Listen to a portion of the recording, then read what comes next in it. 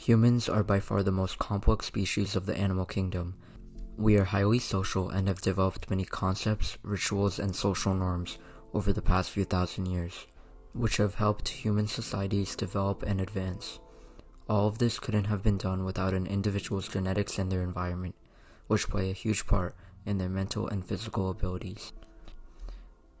If you were to take any two humans on Earth and compare the genes that they have inherited, you would find that both sets of genetic code are more than 99% similar. The brains of humans give us the ability to be able to have a conscience, speak languages, and be self-aware due to a well-developed neocortex.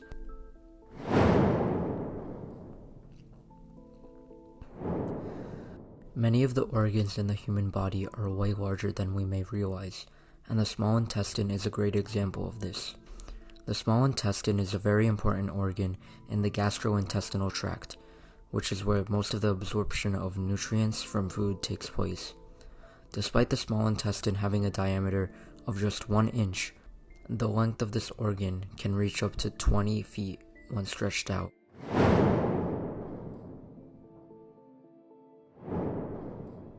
The biggest muscles in the body are the gluteus maximus, or glutes for short. Despite the glutes being the largest muscle, they are not the strongest. That title goes to the jaw muscle. This muscle needed to be strong as archaic humans would eat plenty of tough foods like raw meat and nuts. The bite force of a human ranges between 120 and 160 pressure per square inch.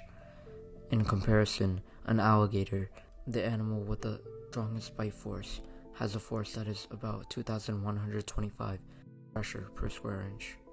That is a little less than the water pressure that one would experience 1 mile underwater.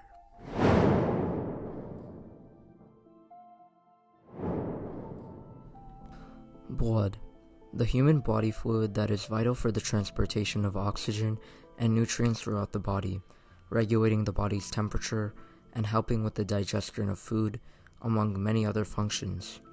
Blood is composed of 4 main components: plasma, platelets, red blood cells, and white blood cells. Plasma, which is a mixture of water, sugar, fats, proteins, and salts, is important for the transportation of blood cells throughout the body, along with nutrients, proteins, hormones, and waste products, balancing out the blood throughout the body. Platelets can help with the blood clotting process, which helps prevent excessive bleeding, but too much of these platelets can cause heart attacks and strokes. White blood cells protect your body from infections, along with disposing of damaged cells and tumors, and making antibodies, which fight bacteria. Red blood cells, which are the most abundant cells in the liquid concoction we call blood, does the job of carrying oxygen to the body and returning carbon dioxide to the lungs where it can be exhaled. All of this is done through the body's blood vessels, which carries this important liquid throughout the body. There are arteries, veins, and capillaries.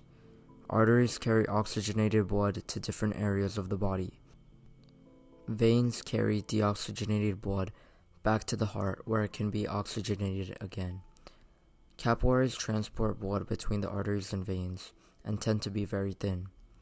The astonishing thing about blood vessels is that if you were to take all of the blood vessels out of a person and stretched it out, the blood vessels would be 60,000 miles long. To put that in perspective, that circles the circumference of the Earth more than twice.